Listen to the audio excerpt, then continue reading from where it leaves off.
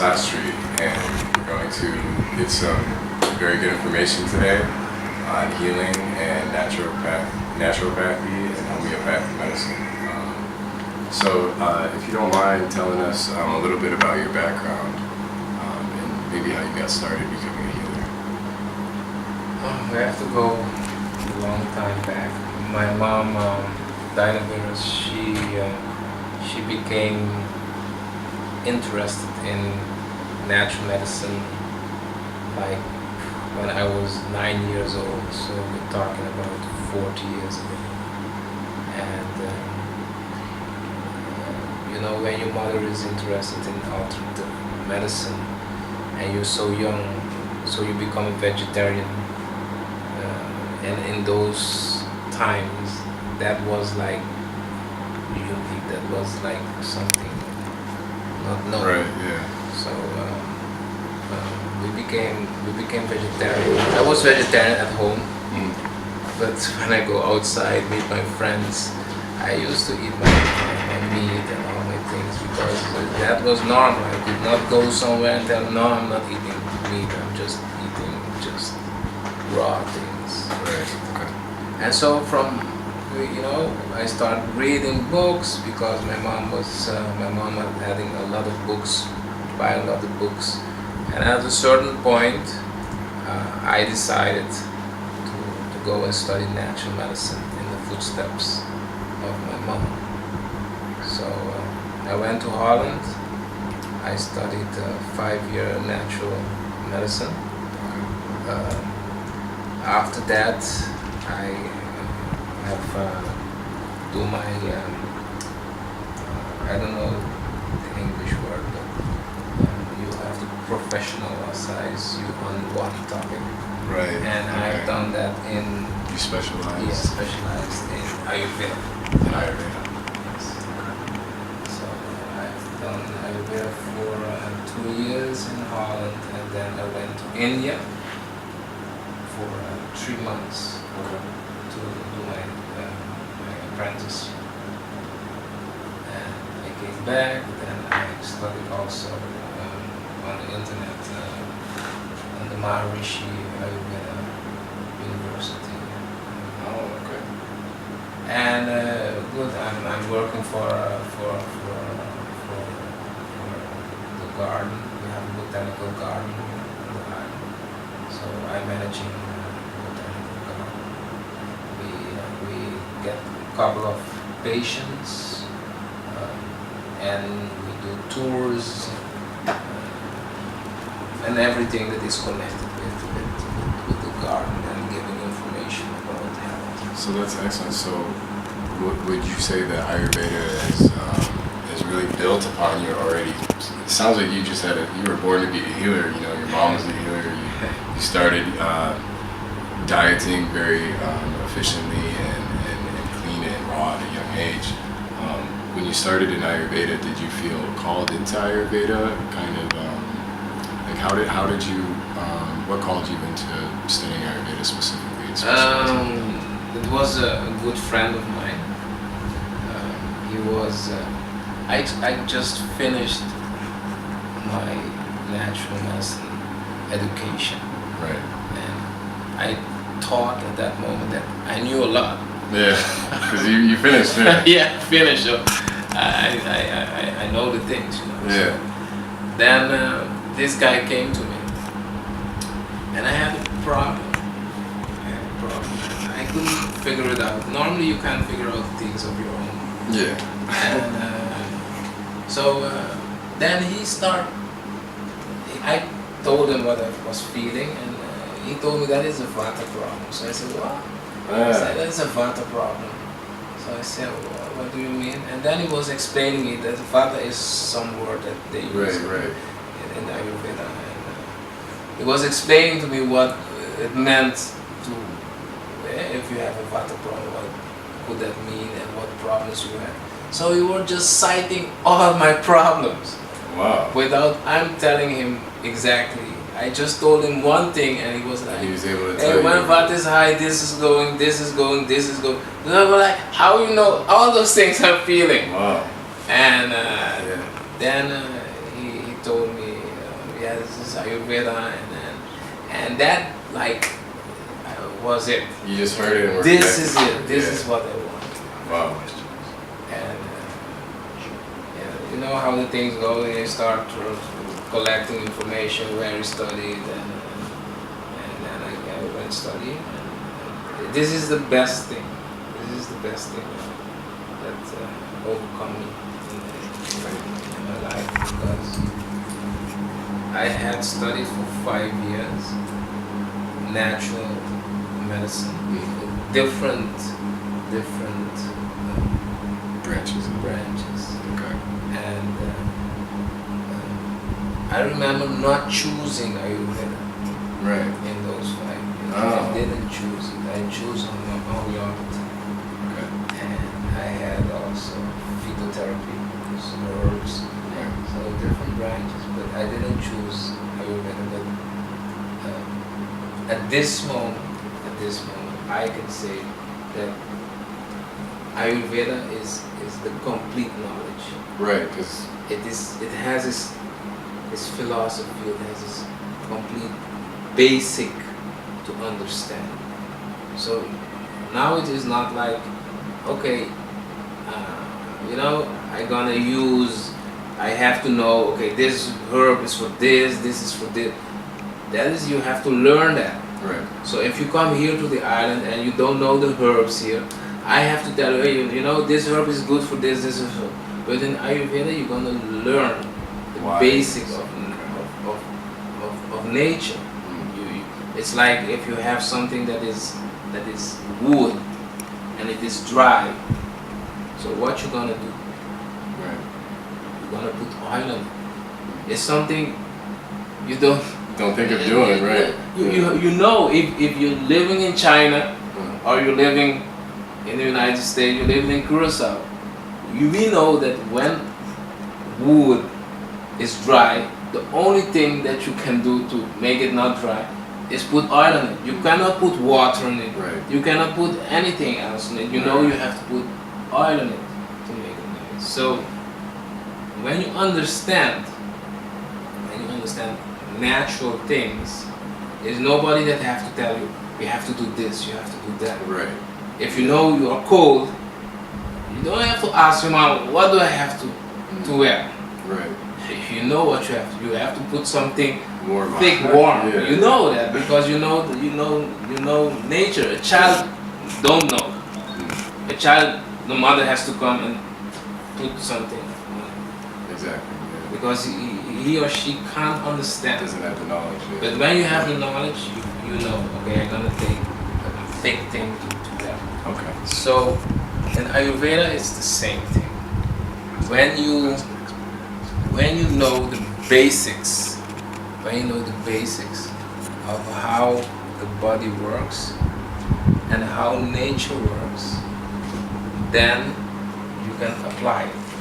And then you can come to Curacao, see something growing, taste it, or just looking at it, and you can say, okay, this is something, it's good for me, or it's good for you, but it's not good for him, it's not good for him.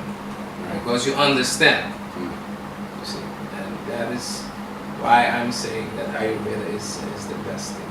Yeah, it sounds like it's opened you up to just a whole new perspective of seeing nature for what it is and how we can heal directly from it and how we're directly a part of it at the same time. And not only that, but you can also understand why some things help and why things doesn't help. Like for example, if someone has whatever itis, you have an infection.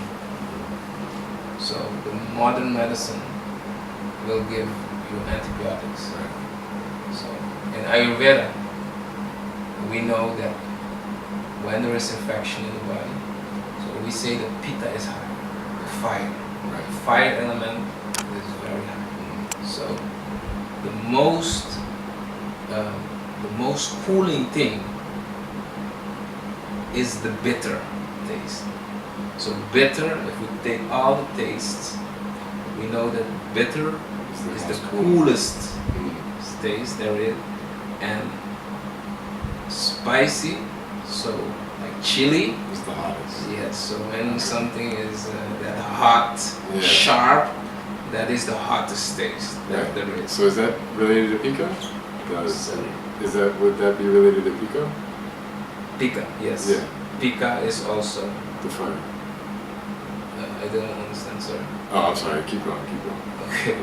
So you have very hot taste, then you will get lower and lower and then cooler taste. So we know in Ayurveda that the bitter taste is the best taste when there is inflammation. So that's why when you take antibiotics, just for once, just not swallow it, but chew on it. Wow. And then you will see that this is very, very bitter. Right, yeah, that's a It's good way to find out. very, very, very, very bitter. So we know that the bitter, it has to be bitter. It has to be bitter to cool down the inflammation. That's why aloe vera is so good for sunburn. You know aloe vera? So when you burn in the sun, you're red, the skin is red and itching and you're inflamed. What you put on top of your body? You put aloe vera. But just taste the aloe vera for once. It's bitter, isn't it? Yeah. It's the most bitter thing you have ever tasted. Oh, I wow. can assure you. Oh, okay. It's very, very bitter. So that's why I'm just saying that when you know the basics of natural things and connect it with our own body, then you can come to Curacao, you can go to China, you can go wherever you like, and you can see the plants, taste them, look at them, and know, okay, this plant I will use it for this thing, I can use it for that, I can use it for that. That's wonderful. So would you say that Curacao itself is a prime location for some of these healing plants that are maybe specific to this part of the world?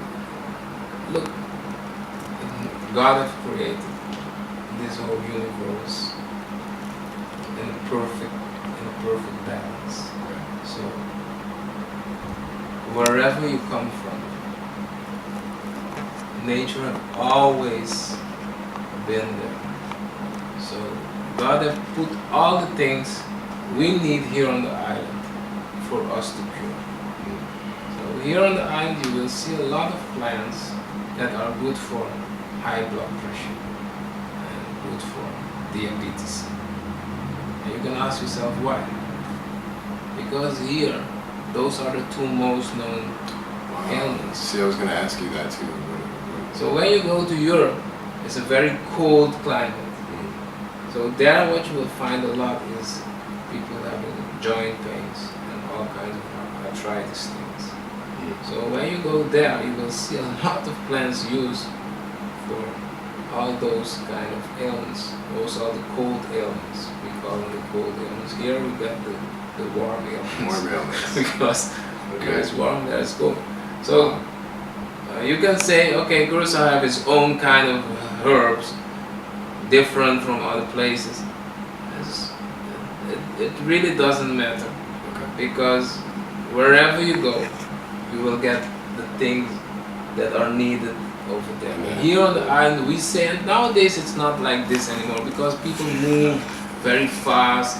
Now we live totally different than in the past. In the past, you know, you live somewhere, you live there for your whole life. You live like very regular. You wake up in the morning, you do your morning things, you eat, and you work. And that was very, So that was a style of living. Nowadays, it's totally different. Nowadays, we do whatever we like. Sometimes we don't sleep. Sometimes we sleep 10 o'clock, 12 o'clock, whatever comes in our mind, we do. That is very not disciplined life. Right. So nowadays, it doesn't count anymore. But in the past, if you would be living here and there was a plant growing out there, you could ask yourself why the plant is growing out there, because that plant is something you need. So that's why in the past people would say they would just look in your garden and know probably what kind of sickness you would have, because what you need is growing very close to you. So nature works. Right. So where or when did you decide to come back to Curacao after traveling abroad and with all this newfound knowledge?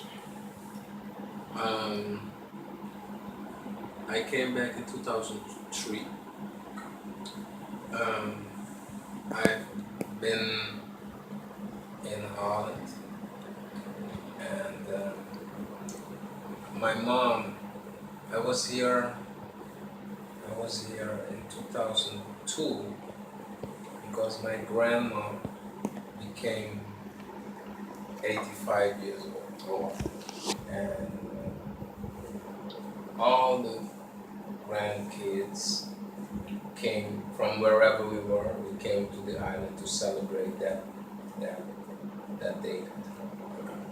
And I remember me asking my mother what she wanted to do with the botanical garden, because she had built a botanical garden.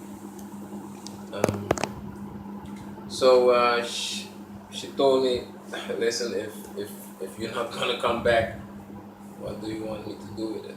So probably I will sell it. And at that moment, I thought, why sell it? I studied in the same direction that you did, so probably maybe I have to come and do something. Right. So I told him, listen, I can't say nothing because I'm married, my kids are born in Holland, so it's not like I'm gonna tell you I'm gonna come back. I have to call my wife. So I remember calling my wife that day. It was the 27th of December 2002. And I told her, listen, my mom is telling me this. Do you want to come back to Curacao? And it was at that moment in Holland, it was 17 degrees below zero. That is Celsius. Wow. I do not know what is in It's Fahrenheit. cold. But that is very, very, very cold. Yeah. So when I told her that, she told me, when do I have to start packing? Oh. And at that moment, You knew. I knew, okay, I'm gonna come back. So it took us a half year. In July 2003, we came back to the island. And from that moment, I'm helping my mom. At this moment, my mom, she just told me that she's not gonna be for long running the business anymore. So probably in 1 or 2 years, I will have to take things over. And how much would you say you've learned from your mom as a healer, and just? I learned a lot from my mom, from what we use here. So whatever I know from the island, from all the herbs from the island, how they're used, how much to use, and all those things, that is contribution from my mom. But that is not the nicest thing. I think just the simple fact that from very young age I had that good fortune Right. Yeah. to Such a good foundation. to really be involved in natural healing and because nowadays we wait till we become sick to do something, and we put our responsibilities, our health responsibility in the hands of a doctor, Right. of an MD, and that is the worst thing we can do, because We learn everything at school. We learn how to do this, we learn how to do that, we learn that, but we don't learn how to be healthy. Yeah, it's true. That is something that is, if you think about it, this is the first thing you want to be. Everybody wants to be healthy, but you don't have no education for how to be healthy, and that is a big deal. So this is something we want to teach. Right. We want to teach this. That's why from now on, from in the garden, from very young age, the children they come and we teach them. We teach them how to use the herbs, how they can be healthy, what is healthy food, what is not so healthy food, and all the things. We try to give this information from a very young age. So I had that fortune to be like being raised in that kind of environment. So that is what I'm very grateful to my mom for that reason. Okay. That's great. I guess what reception have you got from a lot of patients? Because I'm sure a lot of patients are new to Ayurveda and new to a lot of the techniques that you've mastered. So what would you say is the general reception at first that some get? Are they a little confused? Because a lot of people, still are pretty unaware or asleep to the fact that there is a lot that everything comes from natural medicine, and that's the true traditional medicine. So you can share about that. What the nicest thing what I can deliver, what I can give is a little bit of the knowledge. What is the food that is good for your constitution? That is because without a proper diet, herbs are for no. Right. It's like for nothing. For nothing. Yeah. If you don't have a proper diet, the herbs does not. If you're eating McDonald's, do nothing. Yeah. You see, if you think you can eat whatever you like and then use the herbs, it's not gonna help. And with a proper diet, herbs are they're for nothing Right. there because you don't need them. Right. You see, the proper diet. if you have a proper diet, the herbs are not needed.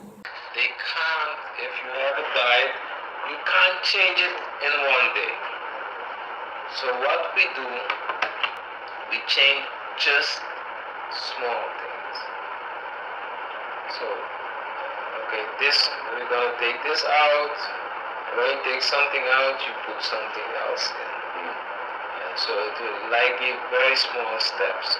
But those small steps will have huge impact on your feeling healthy, feeling okay.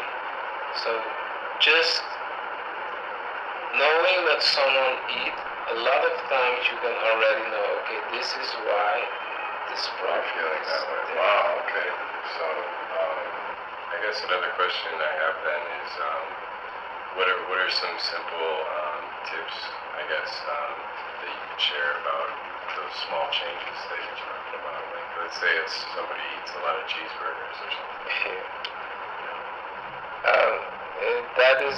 It's a good question, but it's a difficult question to answer. I know it's probably pretty broad. Yeah, not only it's broad, but it is depending because like I love to give this example. I ask a lot of people if milk is good. Is milk good for your health? Yes or no? You will get a lot of answers. People will say, yeah, it's very good. A lot of people, no, it will give you mucus. Right. So in Ayurveda, we say, we don't ask if it's good, we ask for whom. I have to know the constitution of the person.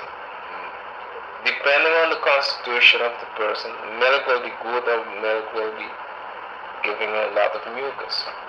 So when you have someone is vata, I just giving a word, as Ayurvedic word. Vata is I can if you look at me, I'm vata. I'm a little bit skinny. Vata is a little bit dry. And vata is compared to the wind.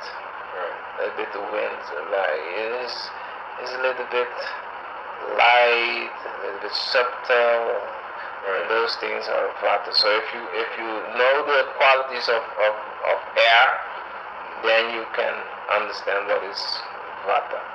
So for me, milk would be very good because it's a little bit slimy. It's good for the dryness. It's a little bit heavy. It's good for my lightness. You see. But if I give someone that is very thick, as a kapha person, and he has a lot of mucus, so if you're gonna give him milk, mucus will come out of his ears. You see. So you can never say this is good, this is a good tip, or this is a bad. This is depending on for whom.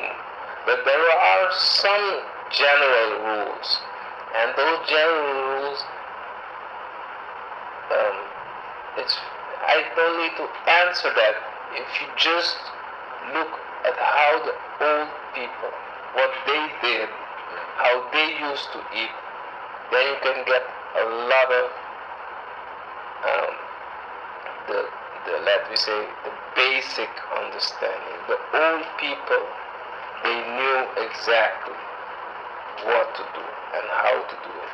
Like eating has to be regular.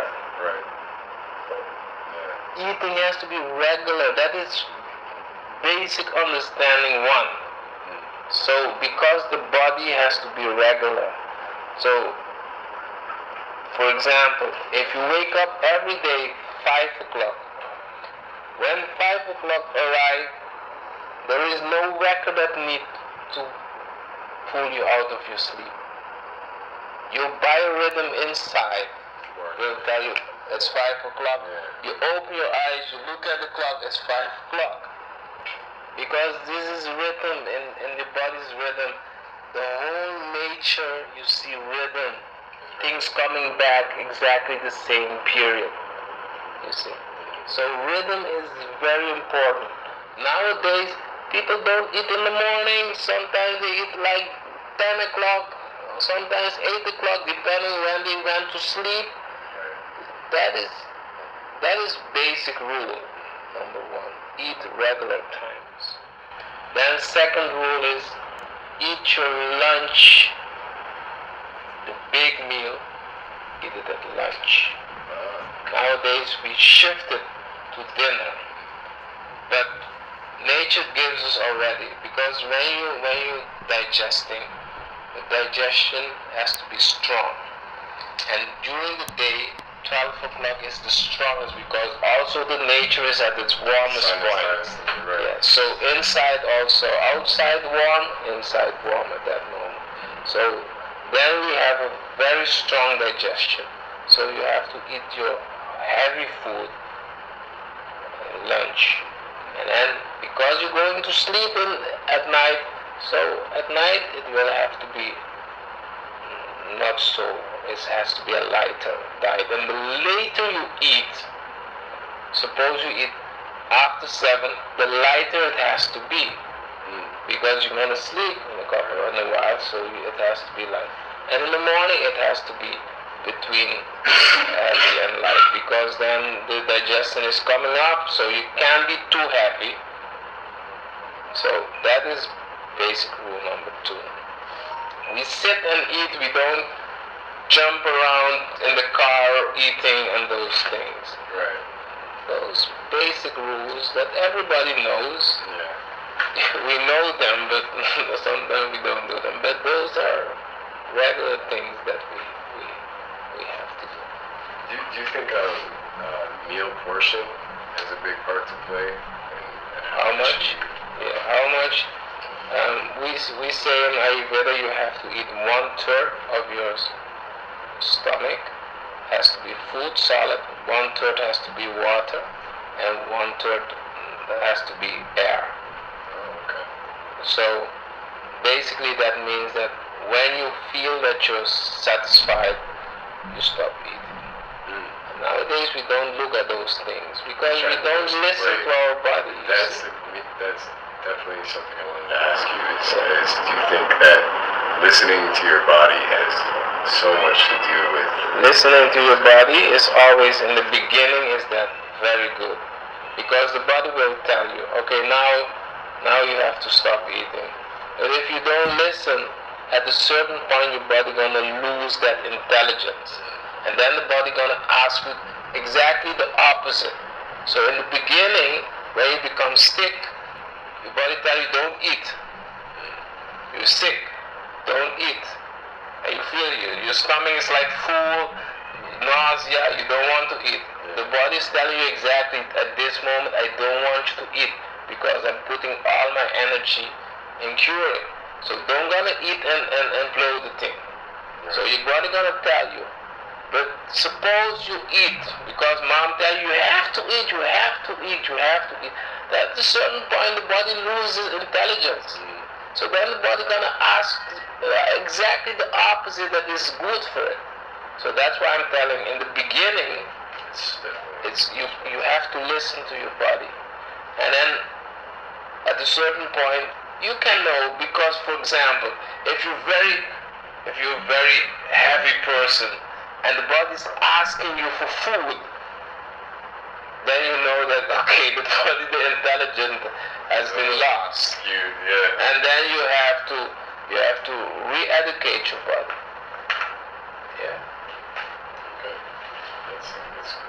So a lot of it I think people eat with they see food and they go off the sight rather than the feeling of exactly. And when you learn to listen to the body, you can ask your body what you want to eat. You can ask your body, like for example, my wife, she don't, in the morning, when she prepares something for me, she don't just prepare it, she asks me. Because when she asks me, what do you want to eat? I'm gonna say, okay, I want to eat porridge today. I want to eat this today. I want to eat this today. Because I just listen. You can ask your body, what do you want? And it's gonna tell you, I want this. You see? When you're thirsty, your body gonna tell you, I'm thirsty. And some people nowadays they think they have to drink like 3 liters of water. The body don't need 3 liters of water. The body, you have to listen to the body. When you are thirsty, the body is asking you for water, and not for whatever freshening with sugar inside. So when you're thirsty, the body will ask you water. But nowadays we give the body everything else that is water. We give it some whatever. right. You know, but the body is asking, and when you listen to your body, then maybe for you 4 cups of water is okay, and maybe for me 8 cups of water is good for me. But I listen to my body, you listen to your body. I can say now you have to drink 8 cups of water. I cannot say that because you have a different body, I have a different body. And when you listen, that is the best indicator for you.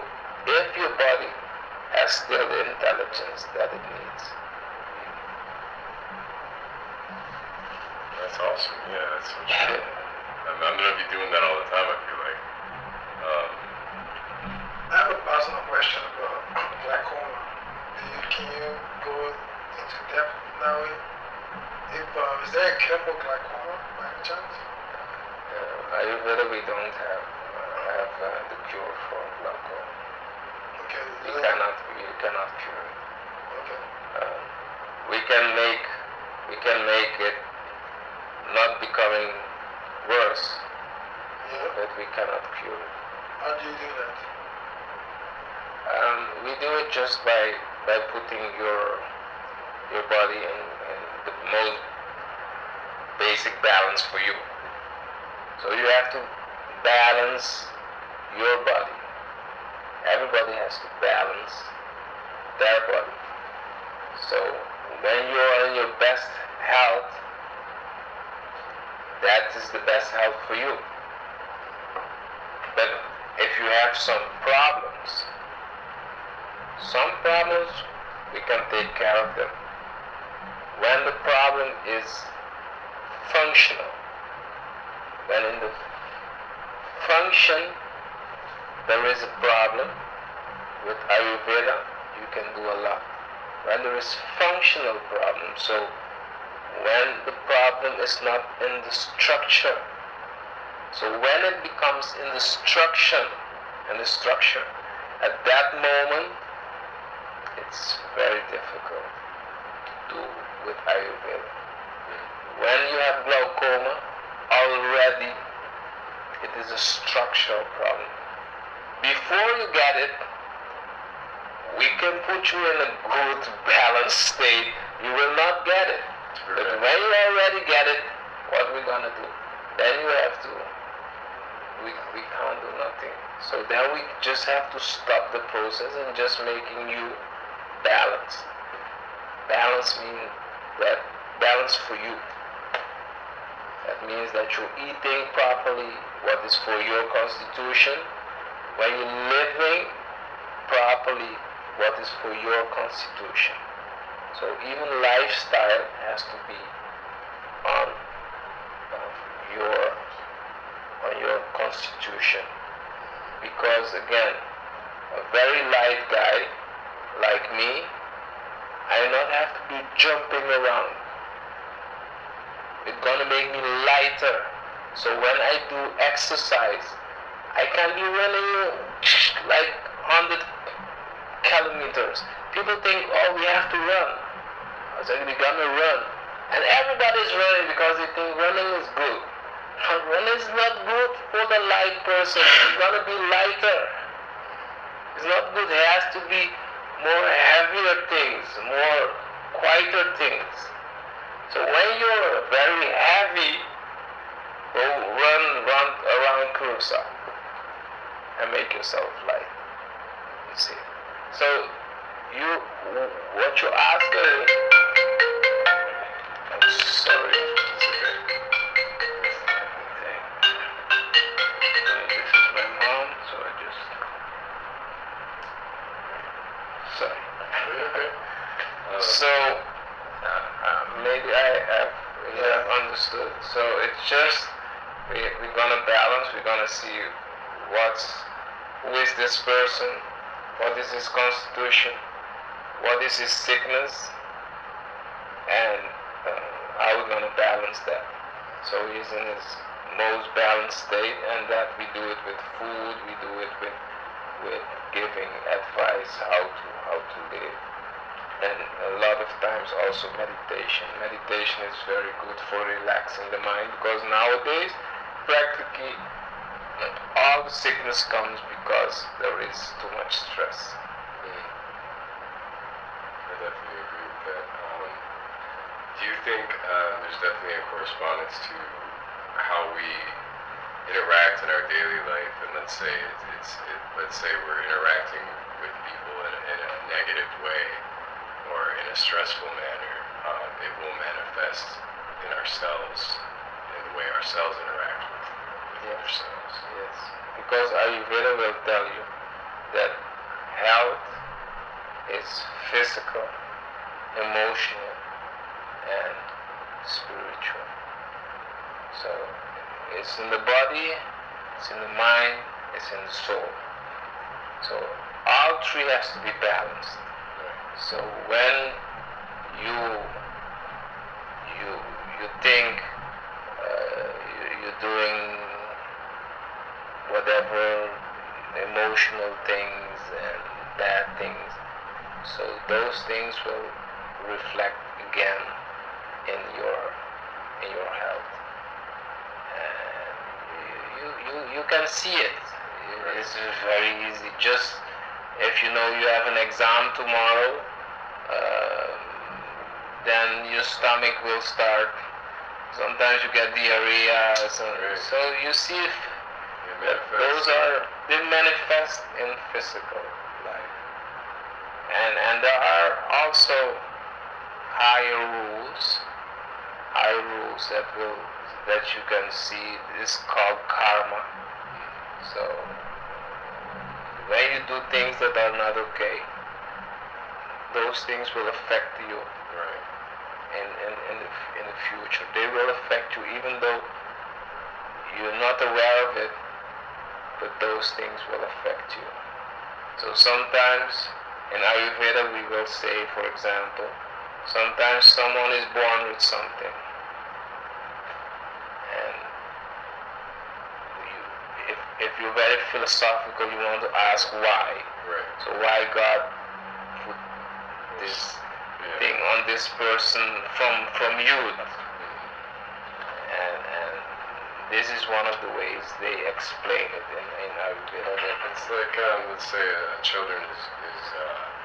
child is born blind so that they can see within. For example. I see. So those things are difficult topics. I don't want to touch them a lot because if someone is really born blind, it's your child, it's your brother, then it's very difficult to accept that they have done something in the past and they have to be. It almost seems unfair. Yes, unfair. So those are difficult topics. But in Ayurveda they are explained like that. It's really interesting to us for sure. We've been doing research for a while on naturopathic medicine. Just realizing there's a correspondence between mind and body. Learning physiological aspects of our bodies, firsthand, and kind of seeing past our own curriculum in a way, because it's very closed off to a lot of healing techniques. Exactly. So it was great to get this information from you. We don't want to keep it too long, so but that was wonderful. That was great. Do you guys got any more questions? No, that was pretty much. That was awesome knowledge from you. I'd like to know. I definitely want to learn more. Like in terms of like herbs and like actually video you making herbs and cures like that. That would be like our next step. Yes, we have recipes. Yeah. And that is very nice because the recipes there are recipes from the island. But when you see them with Ayurvedic eyes, you understand exactly why they made them like that.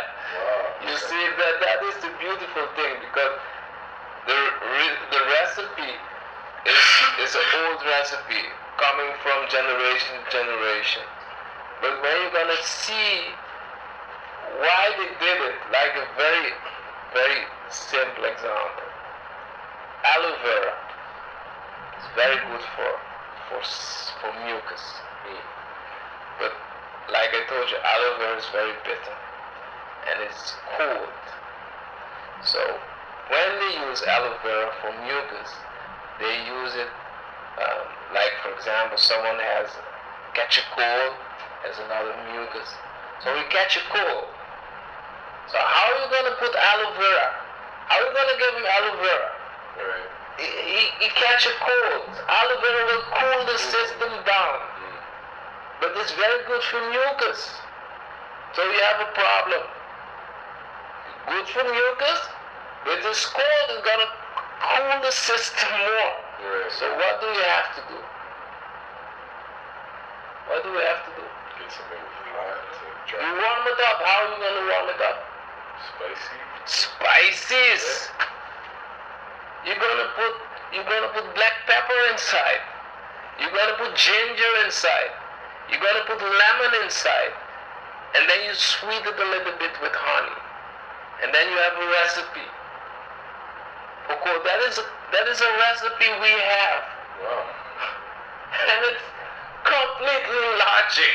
Yeah. It's completely logic. You understand exactly what they have done. They take the aloe vera cold, And now you have to warm it up, but you can't warm it up on fire. You see? So you have to warm it up with spices. So what are the hot spices? Ginger, those things. Paprika, right? And then you give it to the person. So that it's good for mucus and it will not cool the system too much if you warm it up.